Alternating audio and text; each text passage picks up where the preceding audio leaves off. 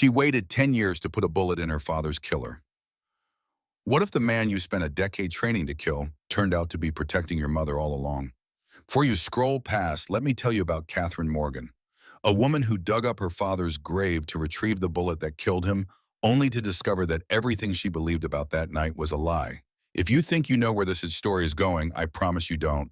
Hit that like button and subscribe, because this tale of revenge will shatter everything you thought you knew about justice and family. The shovel hit wood with a sound like Judgment Day. Catherine Morgan paused, sweat-cutting trails through the dirt on her face despite the cold Nevada dawn. October 1882, 10 years to the day since they'd buried Sheriff Thomas Morgan, with full honors, his badge still pinned to his chest, 3 bullets still lodged in his body. She needed one of those bullets. The cemetery of Silver Creek spread around her like a mouth full of broken teeth. Headstones crooked, many unmarked, all testament to a town that had seen too much death. Kate worked alone. Had to. What she was doing would be called desecration by decent folk. But decent folk hadn't spent 10 years learning to shoot, to track, to kill, all for this moment. The coffin lid had rotted through in places. She pried it open with her knife, trying not to think about what lay beneath. The smell hit her first. Earth and decay and something chemical from the embalming. Then she saw him, or what remained. Thomas Morgan had been a big man in life, 6 feet of righteous authority that had made criminals think twice and citizens feel safe. Now he was bones in a sheriff's uniform, the badge green with verdigris still pinned to what had been his chest. Kate's hands shook as she reached for the ribs. The bullets would be there, lodged between the bones. The doctor had said removing them would have killed him faster, as if 3 shots to the chest hadn't been fast enough. Her fingers found the first bullet she wedged between the 4th and 5th rib. She pulled it free, held it up to the growing light. .45 caliber, distinctive rifling marks. The kind of evidence that would hold up in court if courts in Silver Creek weren't bought and paid for. "I'm sorry, Papa," she whispered to the bones, "but I need proof. I need them to pay." A sound made her freeze, horses approaching. She grabbed the bullet, her father's badge, in his gun that had been buried with him. The Colt Peacemaker was rusted, but might still fire. She hoped she wouldn't need to find out. Kate crouched behind a large headstone as 2 riders appeared. Even in the dim light, she recognized them. Jake Turner, still wearing his deputy's badge, though her father had been planning to fire him for corruption. And beside him, Marcus Stone, son of the family that owned most of Silver Creek. "I told you I saw someone," Jake said, dismounting near her father's disturbed grave. "Shit, someone's been digging." Marcus Stone dismounted more carefully. Even in the pale dawn, Kate could see he'd changed. 10 years ago, he'd been a soft boy who spent his time painting landscapes. Now he moved like a man who'd learned caution, though his clothes still spoke of money and refinement. "Who would dig up Thomas Morgan?" Marcus asked, and there was something in his voice Kate couldn't place. Sadness, guilt, someone looking for answers. Jake spat tobacco juice on the disturbed earth. Or someone looking for trouble. Same difference in this town. "We should tell Mother." "Victoria Stone doesn't need to know everything that happens in her cemetery," Jake said. "Woman's got enough on her mind with your father getting sicker." Kate's breath caught. Elijah Stone was sick. The man she'd come to kill was already dying. Marcus knelt by the grave, and in the growing light, Kate saw him pull something from his pocket, a pencil and small notebook. He began sketching the scene with quick, sure strokes. "What the hell are you doing?" Jake demanded. "Documenting. Someone cared enough about Sheriff Morgan to disturb his rest. That means something." "It means we got a grave robber, nothing more." "Everything means something, Jake. You just have to know how to look." They stayed another few minutes, Jake grumbling about the cold, Marcus silently sketching. When they finally rode off, Kate remained hidden until she was sure they were gone. Then she carefully closed her father's coffin, said a prayer she only half remembered, and began filling in the grave. The sun was fully up by the time she finished. She looked nothing like the girl who'd fled Silver Creek 10 years ago. That girl had been soft-sheltered, the sheriff's precious daughter who sang in the church choir and baked pies for the town socials. This woman was lean as leather, hard as the desert that had shaped her. Kate mounted her horse, a gray mare she'd bought in Carson City with the last of her money, and rode toward town. But she didn't take the main road. Instead, she circled wide, approaching from the east where the old mining camps used to be. Silver Creek had grown in 10 years. The silver mines had made men rich, and rich men built monuments to their wealth. The stone mansion dominated the hillside, 3 stories of imported wood and glass. The Oriental Palace, a saloon and gambling house, took up most of a block on Main Street. New businesses, new houses, all of it built on silver and blood. Kate made camp in an abandoned miner shack 2 miles from town. She'd lived in worse places over the past decade. The shack had walls, a roof that mostly didn't leak, and a view of the town. It would do. From her saddlebag, she pulled out her new identity. Papers declaring her to be Rose Cavalier, a widow from San Francisco, looking to invest her late husband's fortune. A dress of emerald silk that had cost more than most people made in a year. Jewelry that looked expensive, but was mostly paste. The tools of a different kind of warfare. As she transformed from Kate to Rose, she thought about the lessons of the past 10 years. After fleeing Silver Creek, she'd headed south to Mexico. An old gunfighter named Alejandro had taken pity on the angry girl who wanted to learn to kill. He'd taught her to shoot, but more importantly, he'd taught her patience. Revenge is like cooking beans, he'd said. Too fast and they're hard, too slow and they're mush. You need the perfect temperature, the perfect time. From Alejandro, she'd gone to New Orleans, where a Creole woman named Marie taught her about poisons and persuasion. How to move in society, how to make men see what they wanted to see. How to hide weapons in corsets and death in smiles. In Chicago, she'd learned about money from a corrupt banker who thought she was his mistress. In Denver, she'd learned about law from a judge who didn't know she could read the documents on his desk upside down. 10 years of education, all leading to this moment. Kate, now Rose, rode into Silver Creek as the sun reached its zenith. She'd timed it perfectly. The whole town would see her arrival, would gossip about the mysterious woman in green silk who rode side saddle on a gray mare, followed by a hired wagon carrying her trunks. She went straight to the Grand Hotel, the finest establishment in town. The clerk, a nervous young man with ambitious eyes, nearly fell over himself to assist her. "I require your best suite," she said, her voice carrying a cultivated San Francisco accent. "I expect to be in Silver Creek for several months, perhaps permanently if my investments prove profitable." "Of course, Miss Cavalier, Rose Cavalier. My husband passed last year, but I prefer Miss. Widow sounds so final, don't you think?" The clerk stammered agreement and showed her to the suite, 3 rooms with a view of Main Street, perfect for watching the town's comings and goings. As she unpacked, a knock came at the door. A black man stood in the hallway, hat in hand, muscles that spoke of hard labor, but eyes that suggested sharp intelligence. "Miss Cavalier, I'm Samuel Rivers. I run the smithy and stable. Wanted to welcome you to Silver Creek and offer my services. Your horses will need tending." Kate studied him. There was something about Samuel Rivers, something in the careful way he held himself that suggested he was more than he appeared. "Thank you, Mr. Rivers. I appreciate the welcome. Tell me, who should I speak to about investing in the mines?" "That'd be the Stone family, miss. They own or control most of the profitable claims." His expression darkened slightly. "Mr. Elijah Stone is poorly, but his wife Victoria handles the business now. She's formidable." "I like formidable women. We understand each other." Samuel's eyes sharpened. "Yes, miss, I expect you do." After he left, Kate watched from her window as he walked back to his smithy. A small girl ran out to meet him, maybe 8 years old, with his eyes but lighter skin. The child signed something with her hands, and Samuel signed back. A deaf child or mute. Kate filed the information away. Everything could be useful. That evening, she made her entrance at the Oriental Palace.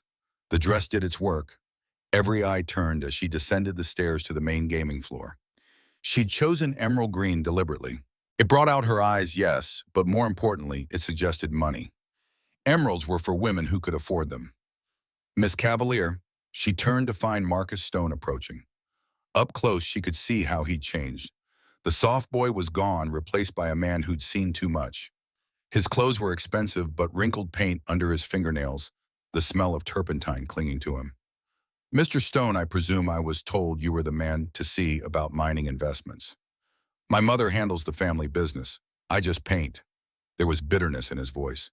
"But she'll want to meet you. She wants to meet everyone with money." "And what do you want?" He looked surprised by the directness. "I want to paint something that matters. Something true. Truth is expensive in a place like Silver Creek." Everything's expensive here. Truth just costs more than most can pay. He paused, studying her. You look familiar. Have we met? Kate's heart skipped, but she kept her expression smooth. I don't think so. This is my first time in Nevada. Must be the light then. It plays tricks. He gestured to the gaming tables. Shall I introduce you around? I'd prefer to observe first, learn the players before I join the game. Marcus smiled, the first genuine expression she'd seen from him. Smart. In Silver Creek, the game is always rigged. The trick is figuring out in whose favor. They were interrupted by a commotion near the door. Jake Turner was dragging someone in. Samuel Rivers' blood running from a cut on his forehead, his hands bound. Found him near the Peterson place, Jake announced. Old man Peterson's dead, shot twice. Rivers here was standing over the body. The crowd murmured. Kate saw how they pulled back from Samuel, how quickly suspicion replaced whatever regard they had had for him. I didn't kill him, Samuel said calmly. I went to shoe his horses, found him dead. Likely story. Jake shoved Samuel toward the stairs leading to the jail cells below the saloon. We'll see what Judge Carter has to say.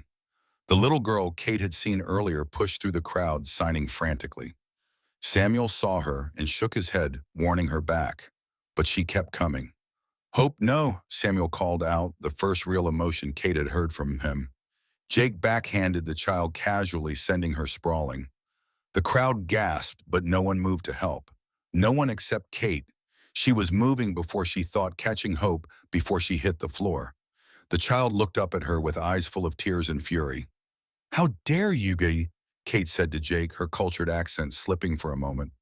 She's a child. She's a Negro brat interfering with the law. The law, Kate stood, Hope clinging to her skirts. Since when does the law strike children? Jake's hand went to his gun. Since when do San Francisco ladies interfere with deputies? Since deputies forgot they serve justice, not their own cruelty. The tension in the room coiled tight. Then a voice cut through it like ice. Deputy Turner, you will release Mr. Rivers immediately. Victoria Stone stood in the doorway. Kate's first thought was that the woman hadn't aged so much as crystallized. 10 years had turned her from handsome to harsh, all sharp angles and cold beauty. She wore black as always, but now it looked less like mourning and more like armor. Mrs. Stone, this man killed. This man eschews my horses and has for 5 years. He's no killer. Her gaze found Kate. And you must be the mysterious investor from San Francisco. How interesting that your first act in our town is to protect a child. Most revealing. Kate met her gaze steadily. Children should be protected. Don't you agree? Something flickered in Victoria's eyes. Indeed. Hope go to Father Miguel. He'll look after you while we sort this out. The child looked between Samuel and Kate, then signed something. She says thank you, Marcus translated quietly. And she says you have kind eyes like her first mama. Hope ran off and Victoria approached. Release him, deputy. And if you ever strike a child in my presence again, you'll find yourself at the bottom of a mine shaft. Are we clear? Jake released Samuel reluctantly. The man rubbed his wrists, nodded thanks to Victoria, then looked at Kate. I'm in your debt, miss. No debt, just do right by that little girl. Always have, always will. After Samuel left, Victoria turned her full attention to Kate. Rose Cavalier, my son mentioned you were interested in investing. I'm interested in opportunities. Then we should talk. Tomorrow tea at my home, Marcus will escort you. It wasn't a request, Kate nodded graciously. I look forward to it. Victoria swept out, leaving Kate with Marcus in the weight of every eye in the saloon. You just made an enemy of Jake Turner, Marcus said quietly. Good. I prefer my enemies where I can see them. And my mother, is she an enemy or an ally? Kate looked at him. This man who might be her half-brother if the twists of fate prove true. I don't know yet. What do you think she is? Marcus was quiet for a long moment then. I think my mother is whatever she needs to be to survive. The question is, what she thinks you are. That night, Kate sat in her hotel room cleaning her father's recovered gun. The rust came off slowly, revealing the steel beneath. Still strong, still true. Like the truth she'd come to uncover. She pulled out the bullet she'd taken from her father's body, holding it up to the lamplight. The rifling marks were distinctive. Find the gun that fired it, and she'd find her father's killer. But first she had to survive tea with Victoria Stone. A soft knock interrupted her thoughts. When she opened the door, Hope stood there, Samuel behind her. "Sorry to disturb, miss," Samuel said. Hope insisted. "She wants to give you something." The child held out a drawing, crude but earnest. It showed a woman in a green dress standing between a small girl and a large man with a star, protecting. Kate knelt to Hope's level. "It's beautiful. Thank you." Hope signed something extensive. Samuel translated. "She says you're not who you say you are, but that's okay. Nobody here is. She says you have a secret hurt like her, like everybody in Silver Creek." Kate looked at the child more carefully. Those eyes were old for 8 years. "What's your hurt, Hope?" Hope signed. "My mama died when bad men came. I screamed, but no sound came out. Never came back. I'm sorry. What's yours?" Kate hesitated then. "My papa died when I couldn't protect him." Hope nodded solemnly, then signed. "We protect each other now." After they left, Kate studied the drawing again. A child's art, but perceptive. Hope had drawn something else in the corner, barely visible. A figure in black watching from a window. Victoria Stone, watching everything. Kate walked to her own window, looking out at the mansion on the hill. Somewhere in that house were answers. About her father's death. About Elijah Stone's illness. About the woman who controlled Silver Creek with an iron hand in a velvet glove. Tomorrow she would walk into the monster's den for tea. She thought of her father, bones in the ground, 3 bullets in his chest. 1 bullet now in her pocket, waiting for justice. "I'm coming, Papa," she whispered to the night. "Your killer thinks they're safe. They think 10 years is long enough for the truth to stay buried."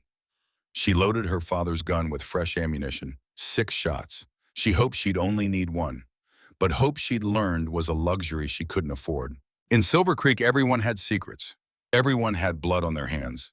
And tomorrow, Catherine Morgan, hidden behind Rose Cavalier's smile, would begin to uncover them all. The moon rose over the cemetery where she disturbed her father's rest. Somewhere in town, a child who couldn't speak was drawing pictures of truth. A man, falsely accused, was holding his daughter close. A woman in black was planning something. And in a hotel room, a daughter cleaned her dead father's gun and prepared to discover that everything she believed about his death was a lie. The first day was ending. The real game was about to begin. The stone mansion looked different in daylight. Less fortress, more mausoleum. Kate, maintaining her role as Rose Cavalier, arrived precisely at 2 o'clock wearing a day dress of burgundy wool that suggested wealth without ostentation. Marcus met her at the door, paint staining his cuffs despite his obvious attempt to clean up. "Mother's in the solarium," he said, leading her through halls lined with paintings. Kate recognized his style immediately. The same quick, emotional strokes she'd seen at the cemetery. But these paintings were wrong somehow. Incomplete, as if he'd painted everything but the truth. "Your work?" she asked. "My imprisonment." He gestured to a portrait of Victoria Stone. The technique was masterful, but the eyes were empty.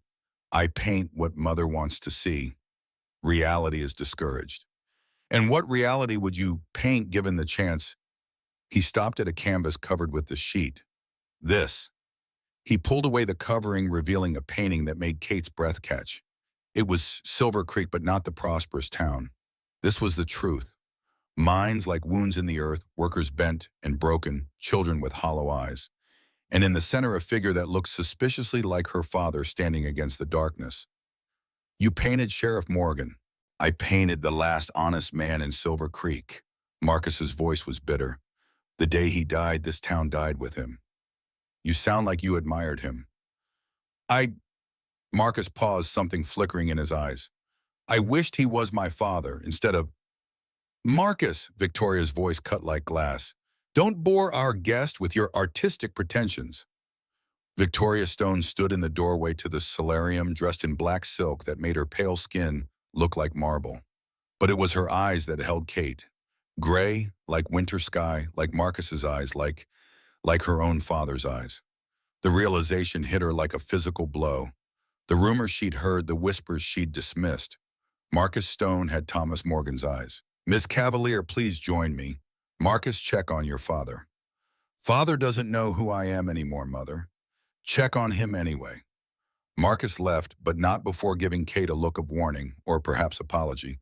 The solarium was all glass and green orchids and roses that had no business blooming in Nevada. Victoria poured tea with movements so precise they seemed choreographed. Tell me about yourself, Miss Cavalier. A young widow with money is rare. A young widow with money who comes to Silver Creek is suspicious. Kate had prepared for this. My husband was 40 years my senior. A marriage of convenience that became surprisingly affectionate. He left me everything, but San Francisco society doesn't forgive women who marry for advantage. Doesn't it? I've found society forgives anything if you have enough money. Victoria sipped her tea. Or enough secrets about the right people. Speaking of secrets, I heard there was some unpleasantness. A man named Peterson, dead, shot with his own gun, they say. Suicide most likely. He'd been drinking more since his wife passed. Victoria's expression didn't change, though Deputy Turner seems determined to blame Samuel Rivers. Why Imga? Because Samuel is convenient. Black strong keeps to himself. The perfect scapegoat for a lazy deputy who needs someone to blame. You don't seem to have much faith in your law enforcement. Victoria laughed, a sound like breaking crystal. Faith in Silver Creek, my dear Faith died here 10 years ago with the last honest sheriff. You mean Thomas Morgan. The temperature in the room seemed to drop. You've done your research. I like to know the history of places I invest in. They say he was killed by your husband. They say many things. Victoria set down her teacup with a deliberate click. Elijah was many things. Weak, frightened, easily led. But he wasn't a killer. Then who was? Victoria studied her for a long moment. You're not here for mining investments, are you? Kate's hand instinctively moved toward the derringer in her sleeve, but Victoria waved dismissively.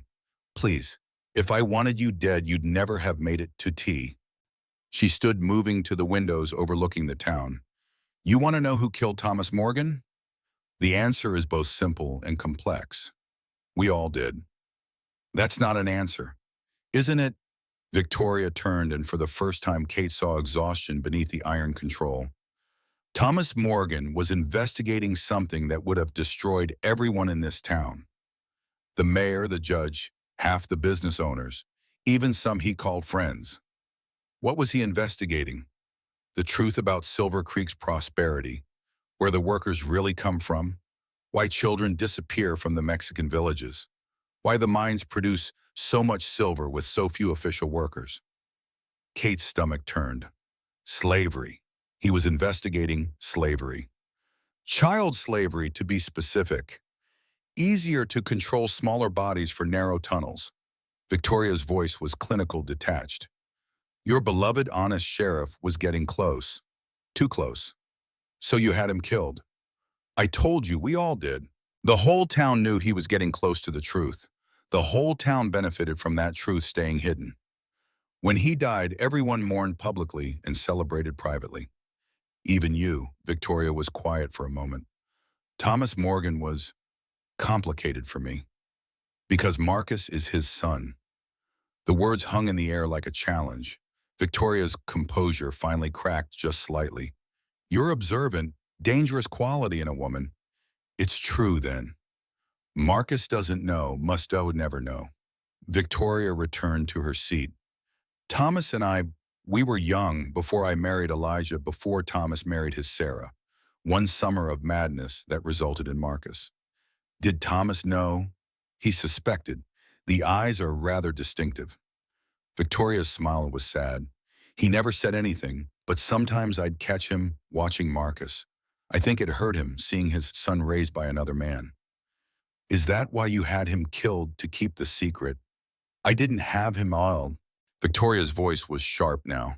I tried to warn him off, told him to leave the investigation alone. But Thomas Morgan was nothing if not righteous. Then who? Before Victoria could answer, a scream echoed through the house. Both women ran toward the sound, finding Marcus in an upstairs bedroom, standing over a body. Elijah Stone, dead, a knife in his chest. But that wasn't the shocking part. The shocking part was that Elijah Stone had clearly been dead for years. The body on the bed was mummified, preserved somehow, dressed in fresh clothes. Mother, Marcus said, his voice hollow. What did you do? Victoria didn't answer. She was staring at Kate, who had her derringer drawn. Well, Victoria said calmly, this complicates things. Jake Turner burst in with two deputies' guns drawn. He looked at the scene, the mummified corpse, the knife Marcus standing over it. Marcus Stone, you are under arrest for the murder of your father. He didn't kill him, Kate said. Look at the body. It's been dead for years. I don't see nothing but a dead man and his son standing over him with blood on his hands. There was no blood on Marcus's hands, but Jake was already moving, roughly binding Marcus's wrists. Mother, Marcus pleaded, tell them. Victoria was silent, calculating. Then, I need to speak with my lawyer. As Jake dragged Marcus away, Victoria turned to Kate. You want the truth about your father's death? Meet me at the old mine shaft tonight. Midnight. Come alone. How did you know? Catherine Morgan. You have your father's eyes too, and his stubborn need for justice. Victoria smiled coldly. Tonight you'll get your answers. Whether you survive them is another question. After everyone left, Kate found herself alone with the mummified corpse of Elijah Stone. She studied it clinically. The preservation was expert, Egyptian technique maybe. But why? Why keep a dead man and pretend he was alive? A sound made her turn. Hope stood in the doorway, Samuel behind her. Miss, we need to talk, Samuel said urgently. Away from here. It's not safe. They went to Samuel's smithy, the heat from the forge, a welcome change from the cold mansion. Hope sat drawing while Samuel worked the rhythm of hammer on anvil, providing cover for their conversation. You knew, Kate said, about Elijah being dead. Suspected. Man hadn't been seen in 5 years, but Victoria kept saying he was sick. Samuel shaped a horseshoe with precise strikes. In Silver Creek, we learned not to ask questions. But you know things about my father. Samuel's hammer paused. You're Catherine. It wasn't a question. Kate nodded. Thought so. You got his way of standing. Like you're ready to fight the whole world. He resumed hammering. Your father was a good man. Tried to help when he could. Tell me about the night he died. Samuel was quiet for so long, Kate thought he wouldn't answer. Then there were 4 shots that night. Everyone says 3, but there were 4. 4. Your father fired once, hit his target, then 3 shots came back, dropping him. Who did he hit? Don't know, but someone left bleeding that night besides your father. Hope suddenly stood, signing urgently. Samuel's face paled. What is it? She says there's someone in the loft. Been there the whole time. Kate drew her gun, moving toward the ladder, but before she could climb, someone descended. Father Miguel. The old priest looked older than his 60 years, face weathered by sun and sorrow. Peace, he said, hands raised. I mean no harm. You were spying. I was protecting. He looked at Hope with sad eyes. This child knows too much, sees too much. I try to keep her safe. What do you know about my father? Father Miguel sat heavily on a crate. I know he confessed to me the day before he died. He knew someone would try to kill him. He discovered something terrible. The child slavery. Worse. The priest crossed himself. He discovered that some of the children weren't being sold. They were being killed, sacrificed. Kate's blood ran cold. What? There's something in the oldest mine, something that requires blood to keep quiet. Father Miguel looked ancient in the firelight. The Apache knew. They sealed it long ago. But when the silver miners broke through, you're talking about superstition. I'm talking about 20 children dead in 5 years. Bodies found torn apart, always near the full moon. He looked at Hope. She survived because she couldn't scream. The thing is drawn to screams. This is insane. Hope signaged something. Samuel translated, his voice shaking. She says the thing has her mama's voice now, uses it to call other children. Kate felt her rational world tilting. My father wouldn't have believed this. Your father did believe it. He was going to seal the mine. That's why they killed him. Father Miguel stood. Tonight is the full moon, Miss Morgan, and Victoria Stone knows exactly what she's doing by calling you to the old mine. She's going to feed me to this thing, or use you to control it. The priest moved toward the door, then stopped. Your father's last confession. He said he'd done something terrible to protect the town. Made a deal with someone. A life for a life. Whose life? He didn't say, but he said the debt would come due in 10 years. Father Miguel looked at her meaningfully. Tonight is 10 years exactly. After the priest left, Kate sat in the smithy's warmth trying to make sense of everything. Mummified corpses, monsters in mines, deals with devils. It's real, Samuel said quietly. The thing in the mine. I've heard it. What does it sound like? Like every person it's killed all screaming at once. Hope drew something and showed Kate. It was the mine shaft, but something was wrong with the perspective. It seemed to go down forever, and at the bottom, something with too many mouths. Your father tried to stop it, Samuel said, but the town makes too much money from that mine. They'd rather feed it children than lose their wealth. And Victoria? Victoria Stone made a bargain with it years ago. Don't know what, but Marcus was born right after. Draw your own conclusions. Kate stood. I need to prepare for tonight. You're not really going. I have to. It's the only way to get answers. Samuel pulled something from beneath his workbench. A shotgun sawed short loaded with shells that gleamed strangely. Rock salt and silver blessed by Father Miguel and a Cherokee shaman both. He handed it to her. Your father had me make these before he died. Said someone would come asking questions. Said to give them this. Kate took the weapon, its weight comforting.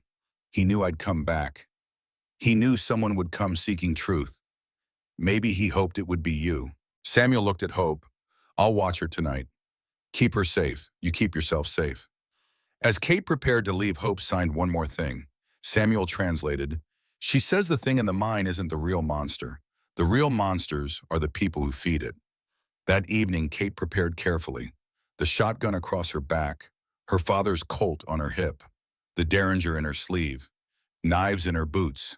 She dressed in men's clothing. Easier to move, to fight, to run if necessary. At 11:30, she left the hotel through the back entrance. The full moon turned the desert silver in shadow. Every sound seemed amplified. Every movement could be a threat. The old mine was 3 miles north of town, abandoned after a cave-in 5 years ago. The same time Elijah Stone got sick. As she approached, she saw lights. Not torches, something older. Phosphorescent like foxfire. They led down into the shaft. Victoria stood at the entrance, still in black, but now it looked less like a dress and more like ceremonial robes. You came. I wasn't certain you would. You promised answers. I promised truth, not the same thing. Victoria gestured to the mine. Shall we descend? After you. Victoria smiled. Still don't trust me, smart girl. Your father trusted too easily.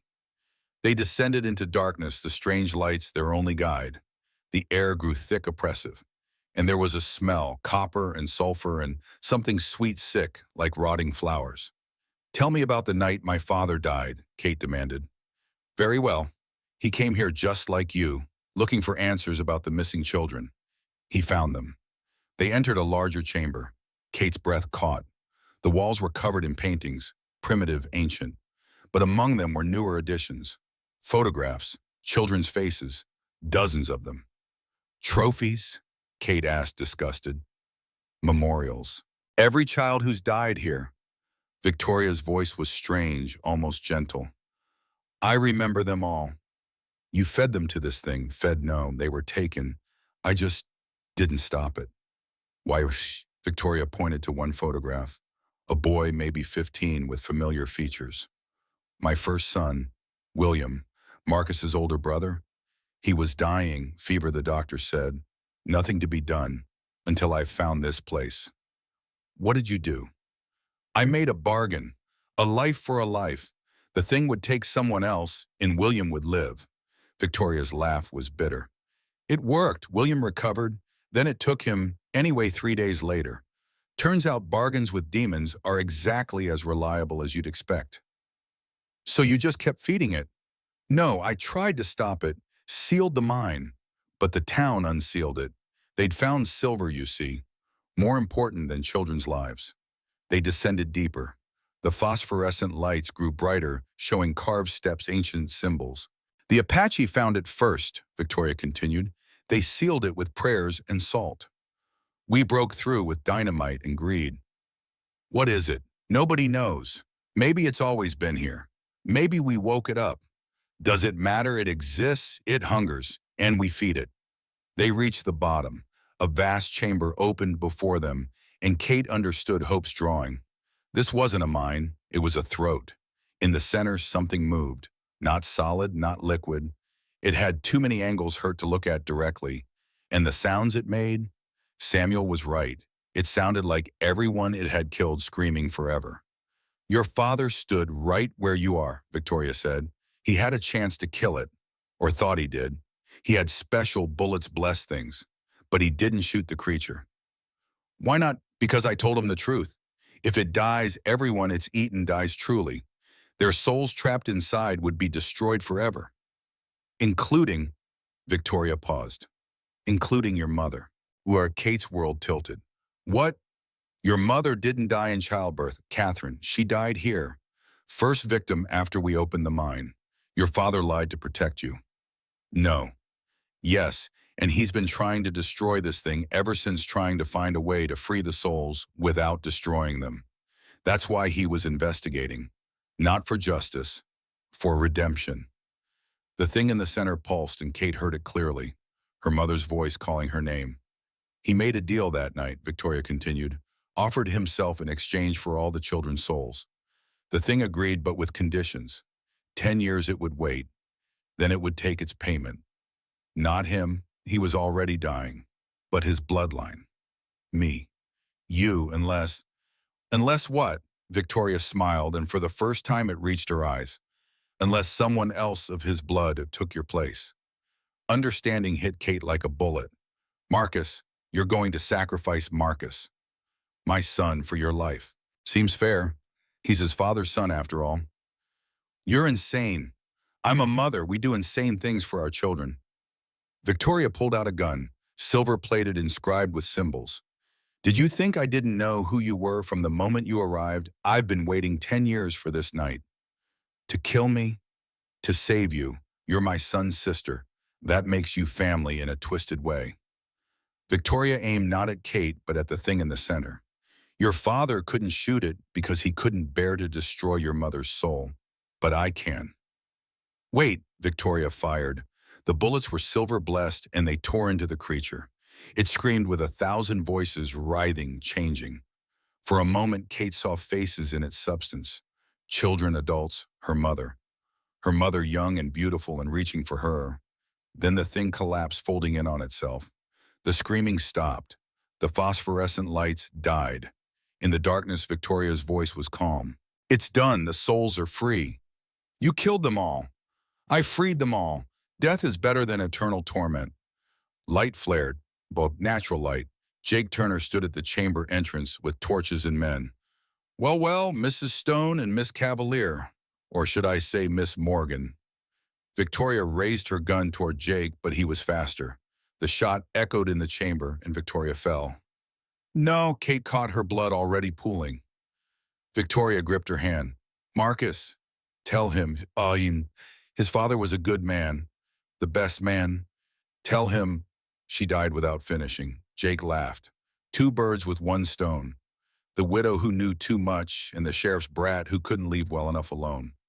You killed my father. On orders, nothing personal. Jake signaled his men. Take her. But before they could move, the chamber shook. The thing wasn't dead, it was changing.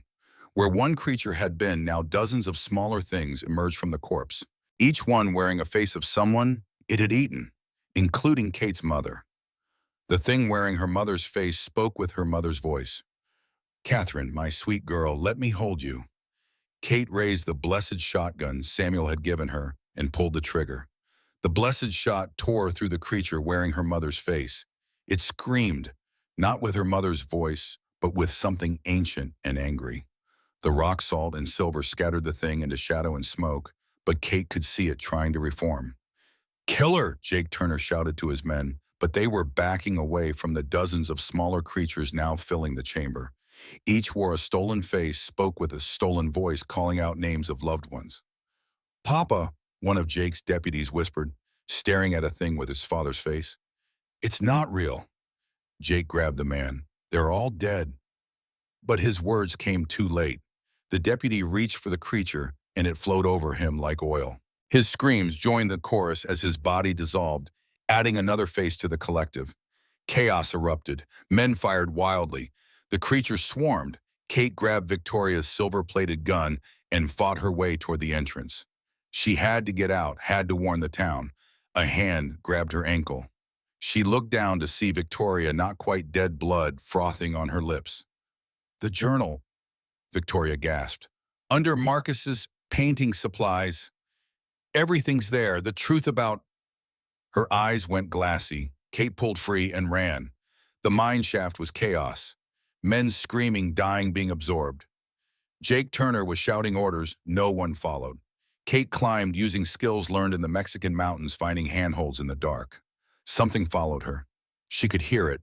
Multiple voices now, all calling her name, her mother, her father. Even Victoria, freshly dead, her voice already stolen. Kate burst from the mine as the first rays of dawn touched the mountains. Behind her, screams echoed from the depths. She ran, but not toward town, toward Samuel's smithy. He was waiting, Hope beside him, both armed. "It's loose," Kate gasped. "The thing, we know." Samuel pointed toward town. In the growing light, Kate could see them. Shadows moving wrong, converging on Silver Creek. "It's going after everyone who knew, everyone who was complicit. The whole town.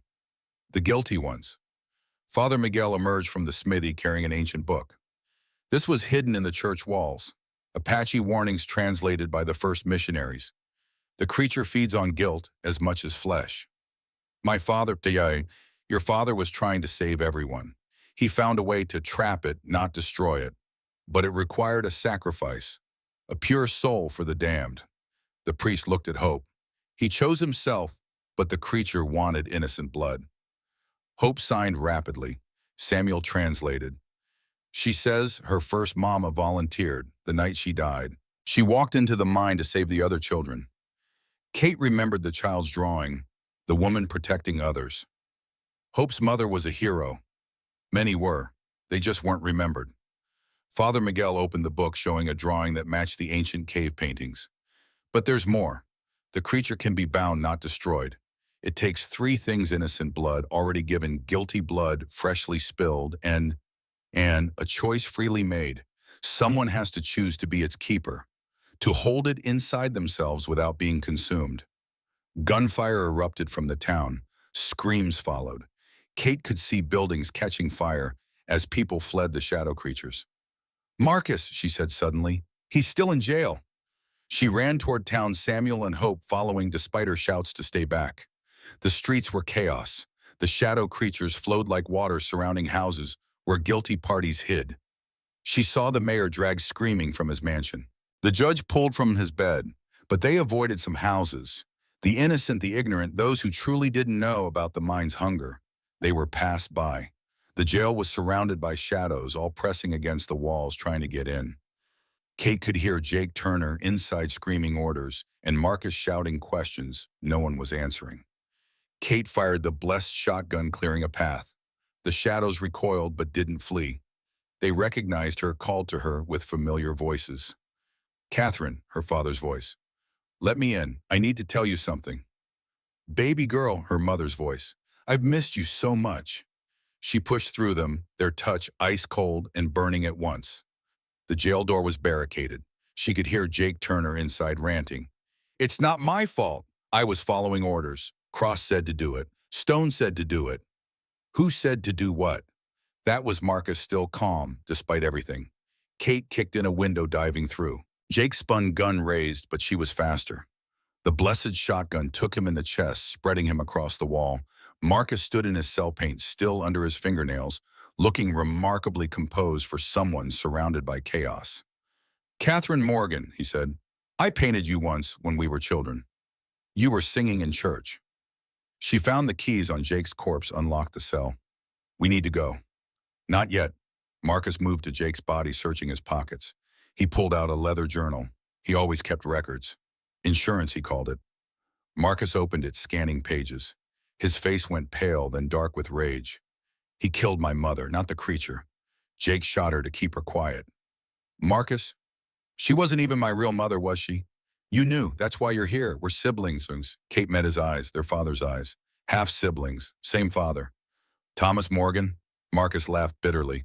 The great honest sheriff, who had an affair and never claimed his bastard.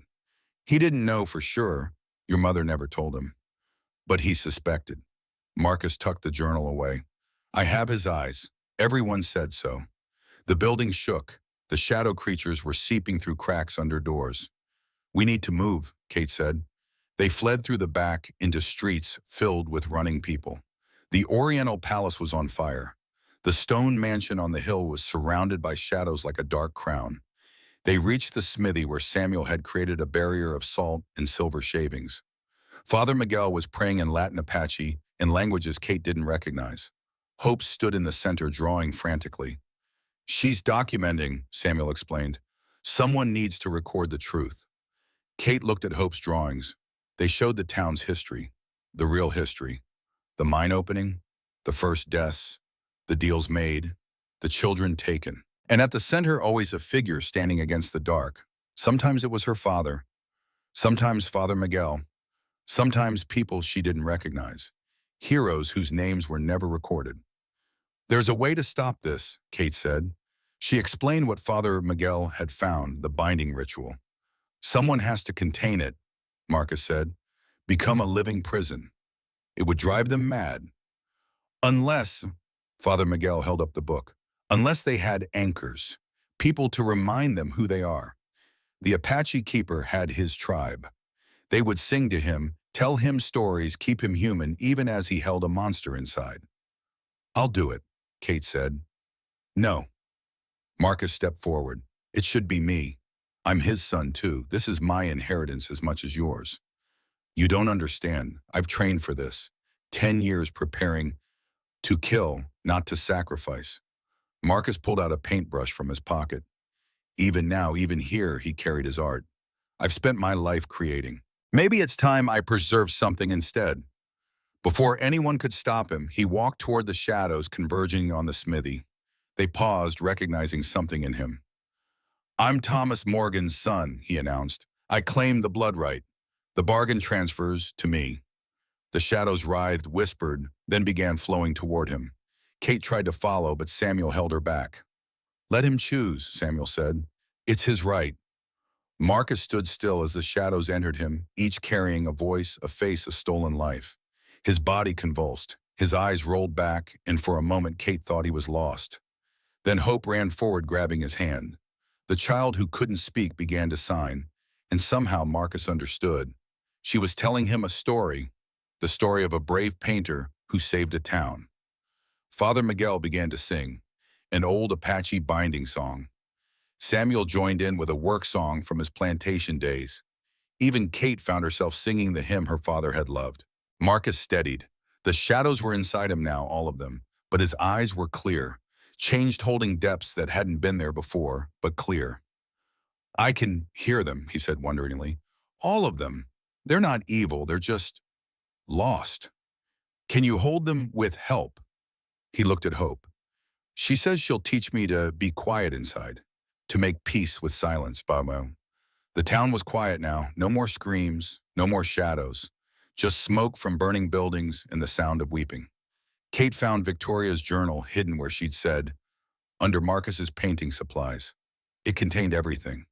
The truth about the mine, the names of everyone involved, the children who'd died, the deals made, and a confession Victoria had loved Thomas Morgan. She'd killed to protect his children, both of them. Even her cruel manipulations had been aimed at keeping Kate and Marcus alive. She was a monster, Marcus said, reading over her shoulder. She was a mother, Kate replied. Sometimes they're the same thing.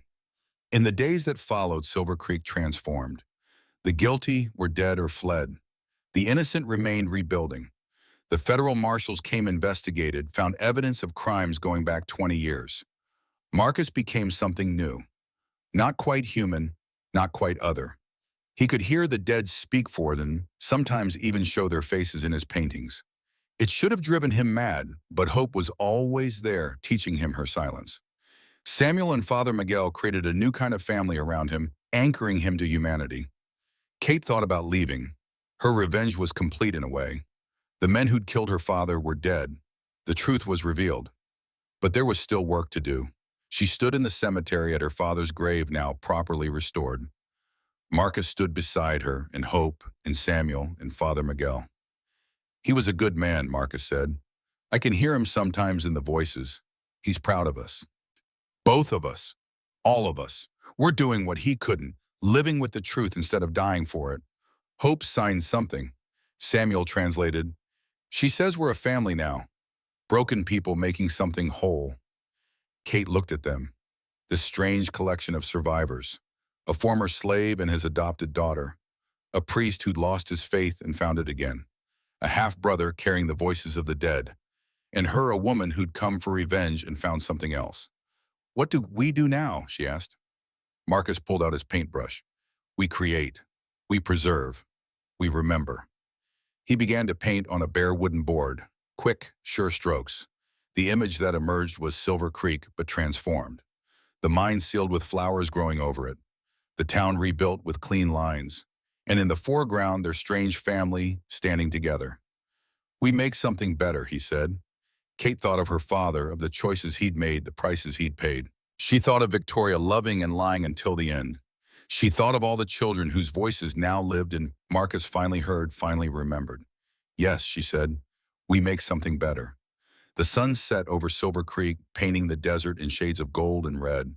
Somewhere in the sealed mine, the ancient evil slept, contained not by force but by choice. In the town, people were learning to live with truth instead of comfortable lies. And in the cemetery, 5 people stood together. Not the family any of them had planned, but the family they'd chosen. Hope signed a question, and Samuel translated. She wants to know if the story has a happy ending. Kate looked at her strange, beautiful, broken family, at the town rebuilding itself on honesty instead of lies, at Marcus carrying the dead but still painting life. It has a true ending, she said. Sometimes that's better than happy. Marcus smiled, his father's eyes holding depths of sorrow and strength. Truth is what we make it, and we're going to make it beautiful. As they walked back to town together, Hope's hand in Kate's, Samuel and Father Miguel discussing plans for a school, Marcus painting the sunset in the air with gestures only he could see. Kate realized something. She'd waited 10 years to put a bullet in her father's killer.